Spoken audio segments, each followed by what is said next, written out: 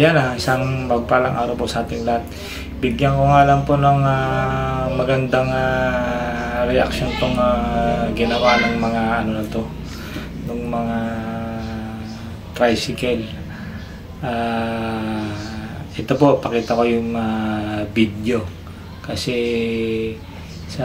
talaga sa paningin ng ibang mga motorista sa kalsada na yan napaka-delikado.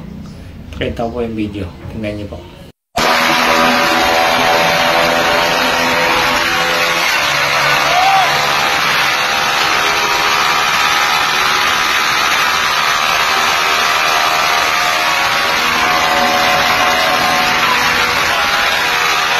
Kitang-kita sa video ang dami nila sa kalsada na nagkakarera. Kaya kung titignan natin, yung mga nasa unahan, magkamali lang sila dyan pagdadrive back. Sigurado sabay-sabay sila niyan. Hindi na nila magagawa makapagpreno sa bilis ng kanilang ginagawa, diba? Ayun, kitang-kita. Ang lapad ng kalsada malapad yung kalsada. Kitang-kita yung sabay-sabay sila. Itong nagbibideo na to, hindi nila naisip na tama ba yung ginagawa nila, diba? Kitang-kita.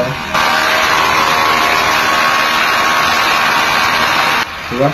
May truck pa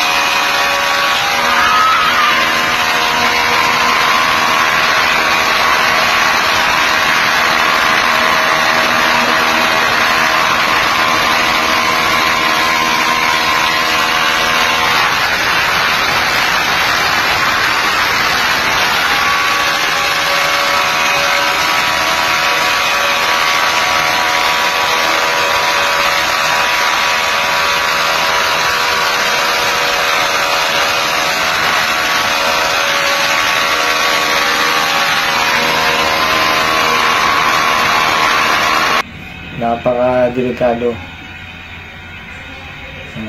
May biglang tumawid yan, o kaya may aso, o kung ano man na biglang sumulpot dyan sa kalsada.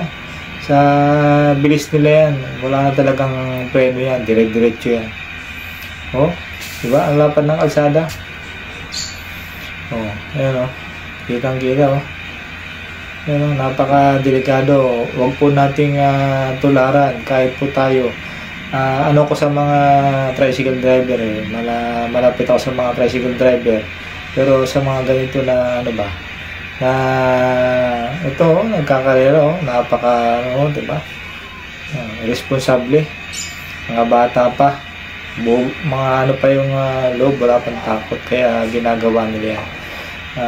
Kulang lang talaga sila sa sa paalala. Yan. Napaka diba? Isang pagkakamali lang, may tumawid yan, may aso, may lubak, sama-sama yan sila. Diba? Sana itong video na to huwag po nating tularan. Huwag po nating tularan kasi isang pagkakamali lang dito, sama-sama sila. Mahirapan sila niyan makapagpreno. Pag may biglang tawid dyan, na aso, nako.